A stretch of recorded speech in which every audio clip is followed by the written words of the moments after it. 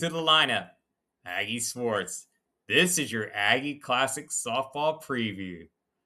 We are previewing the Aggies versus the Wildcats in the opening game of the Aggie Classic. AC Wildcats come off of a 11-11 conference record.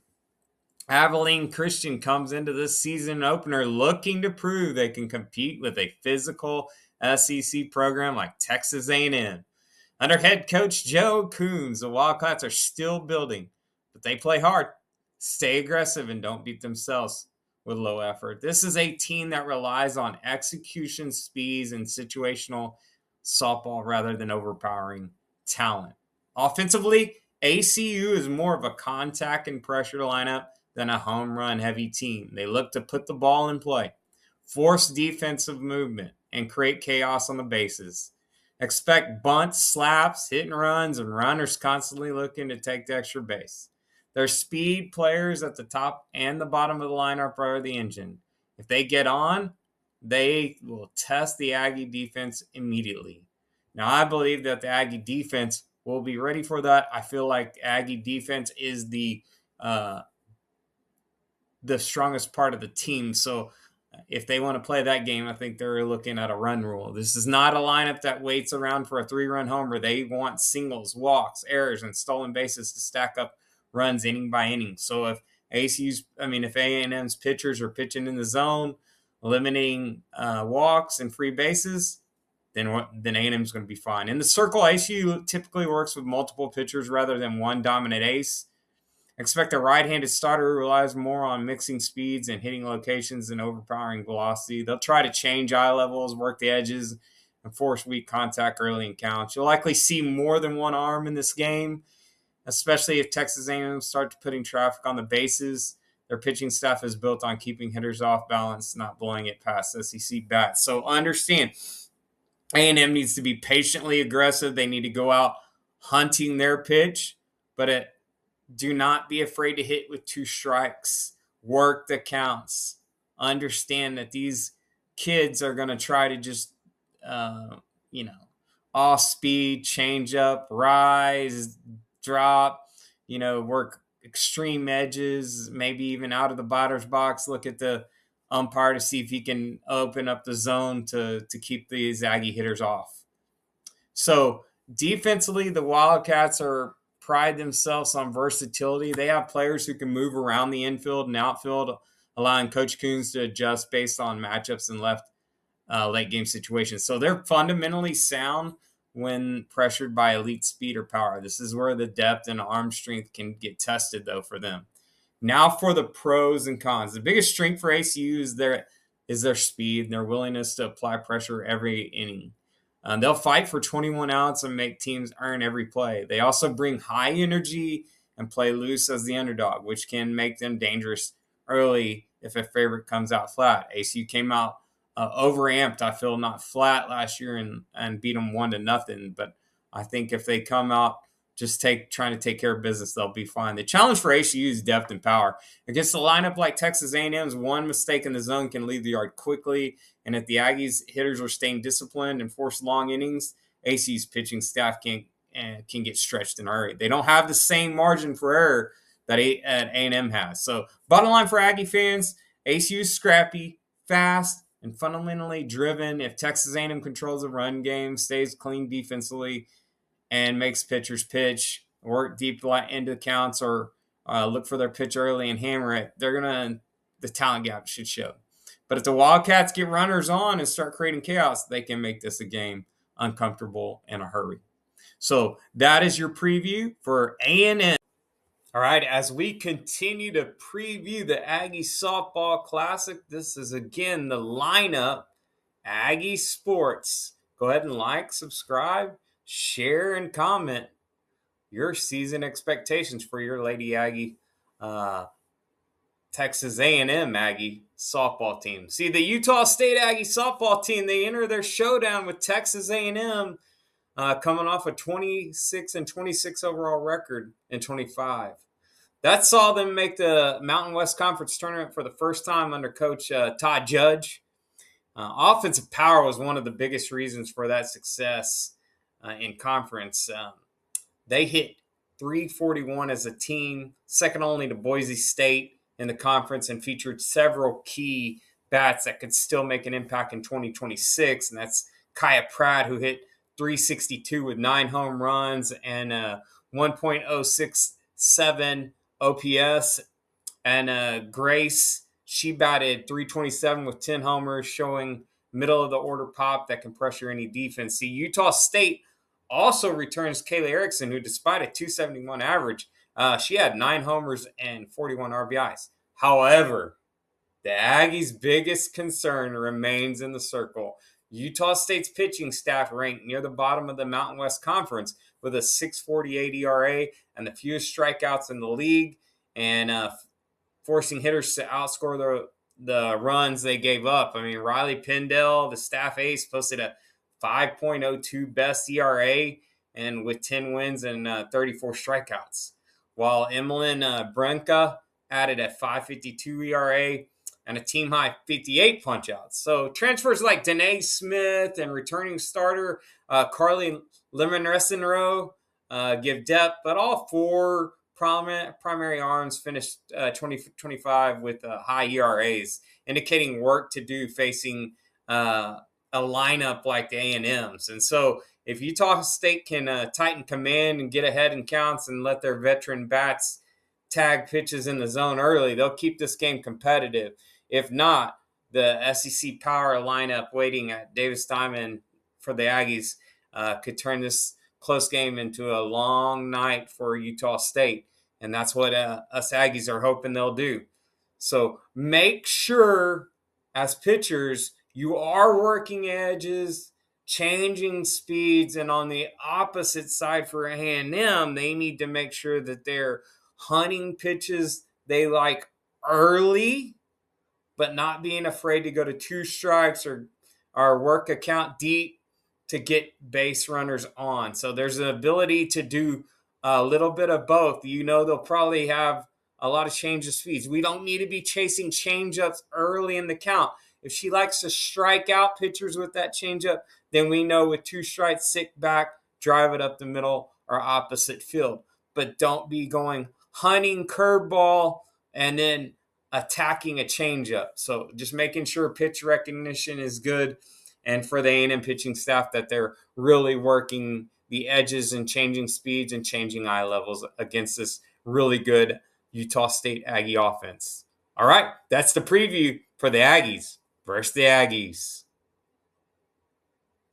Okay, as we continue the Aggie Softball Classic preview, remember this is the lineup, Aggie Sports, and you can always like, subscribe, and comment below. I'd love for you to share the channel, and let's see if we can get some subscriber growth. Thank you for all of you for viewing. If you're viewing, just go ahead and make a little time and subscribe to the channel, because obviously you see the content is there and there is plenty of it. As the Aggies will face the Providence Friars softball team, Providence Friars I didn't know much about, so they enter their matchup with Texas A&M, coming off of a 2025 season marked by both flashes of offensive power and inconsistent pitching. Sounds a lot like Utah State Aggies. Providence finished 25-31. They finished 11-13 in Big East play, placing them squarely in the middle of the conference standings and earning a Big East tournament berth. At the plate, the Friars were led by Alyssa Smith, who hit 390 and swiped 16 bases, and Cameron Dunn, who slashed 365 and clubbed 10 home runs. Impressive production from the heart of the lineup that fueled the Providence's run manufacturing approach. Also contributing was Gabriella Lee, who hit 304, and senior Sophia Peterson rounding out a lineup capable of scrappy contact, situational hitting, and occasional power. Now on the mound, Providence rotation will need sharper command and deeper outings to compete with the long, powerful Texas A&M order, which means that Texas A&M has to be disciplined, just like in the 2 previous matchups with ACU and Utah State. It's going to be the same situation. The Friars pitching last season struggled at times to consistently shut down opponents, which showed up in several high-scoring outings and middling results against top Big East offenses. Returning off arms like Alyssa, Tori, Addison Fry, and Alana give the Friars good pitching depth in the circle, but they need to locate fastballs down and limit walks to have any chance against one of the SEC's deepest batting orders in Texas A&M. See, Texas A&M is absolutely loaded from top to bottom, and I would say loaded from probably 1 to 12 or 13 all the way into the dugout, and then they got speed upon speed, and that they'll be relentless on the bases. So I mean, if the Friars are walking people, Aggie's going to be running on them and probably hitting gap to gap and hitting some scoreboards. So if Providence bats get ahead early and the pitchers find the edge of the zone, the Friars can scrap and keep this competitive. But Texas A&M's blend of extra base power and lineup length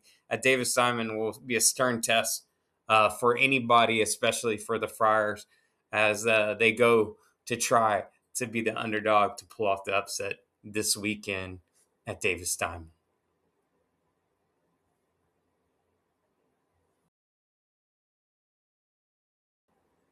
Okay, the preview you've been waiting for, Aggies, is A&M versus Texas Tech.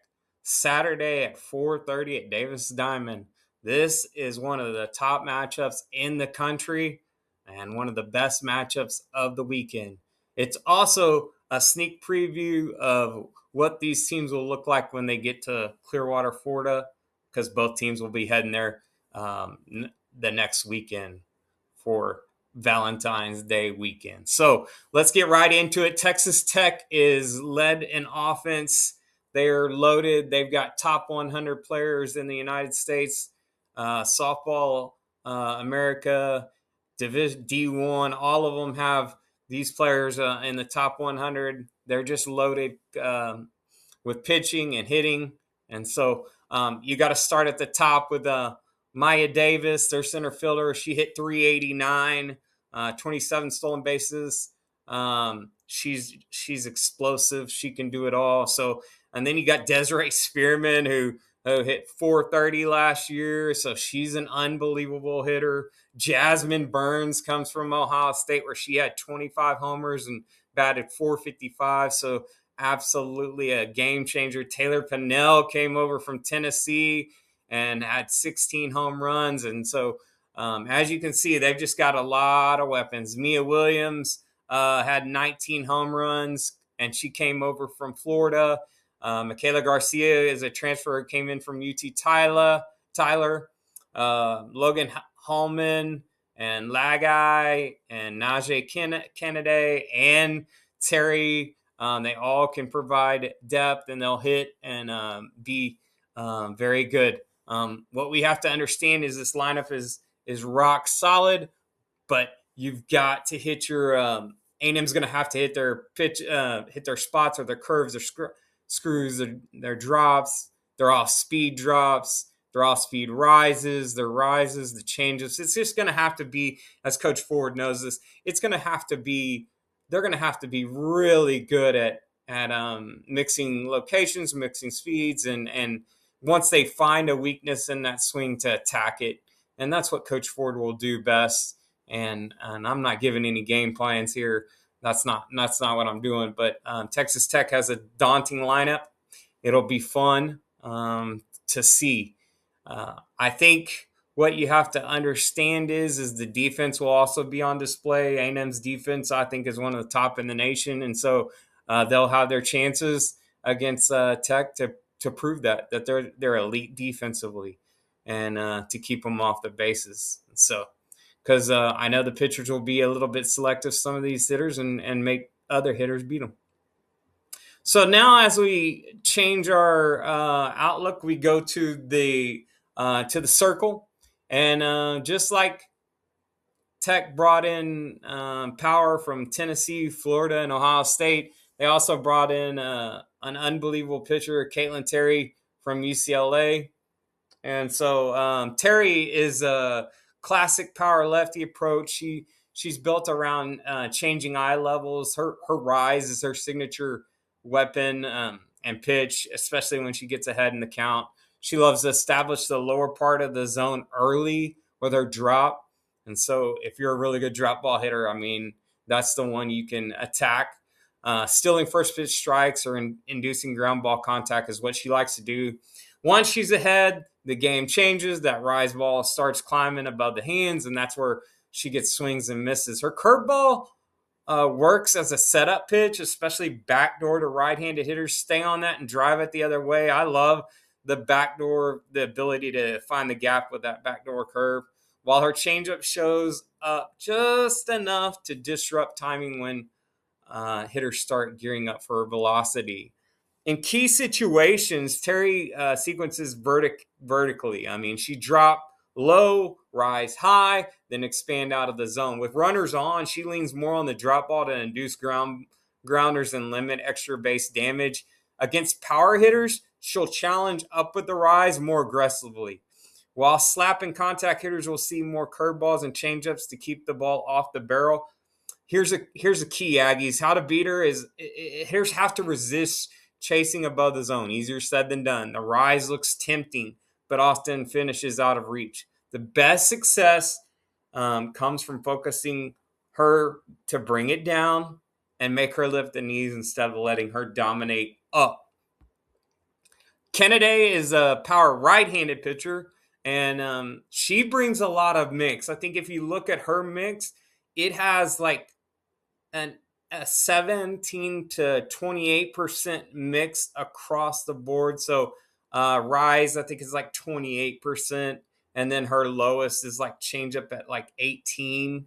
And so she mixes everything. So got to really be on attack in certain situations on her. So she likes a vertical attack. Her drop balls are foundation pitch. That's what she starts. She likes it, especially early in the counts when she's trying to get ahead without giving her hitter something to drive. So Aggies, there you go. Little tidbit right there. It's going to be drop or curve. She likes to throw that curve ball way off the plate. She'll start it right on the corner and then really spin it off. Becomes a major weapon, moving off barrels and forcing hitters to reach. When she wants strikeouts, she turns to the rise ball, just like Terry does, but she tends to use it more selectively than Terry. Often, after setting hitters up with movement down and away, her changeup plays a bigger role in disrupting timing, particularly against aggressive lineups. So A&M, you've got to stay disciplined. You got to be patiently aggressive, know what you're attacking, and attack that. Know the situation in the count. Situationally, Kennedy is a sequences side to side before going up. She'll move the ball with her curve and drop early, then elevate the rise once the hitter's eyes drop. With runners on base, she favors pitches that produce weak contact, that drop ball on the edge and edge located curves.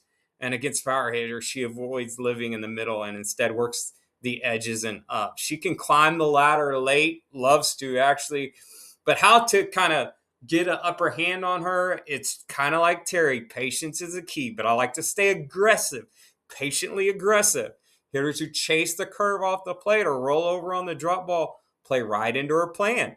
The offense needs to stay in the middle of the field and drive pitches that start thigh high before they break. Forcing her to throw strikes and hitters counts is where you can get and make damage on her. This has been the preview for Texas Tech versus A&M. 4:30 Davis Diamond on Saturday. Get there. Even if you have to be in the outfield, should be a great game to be in attendance for. Two heavyweights slugging it out in College Station. I hope you've enjoyed the Aggie Classic preview. We've previewed ACU, Utah State, Providence, and now Texas Tech. I hope you get out to the tournament or at least turn that tournament on your ESPN Plus app. All right? Have a great week and see you at the ballpark.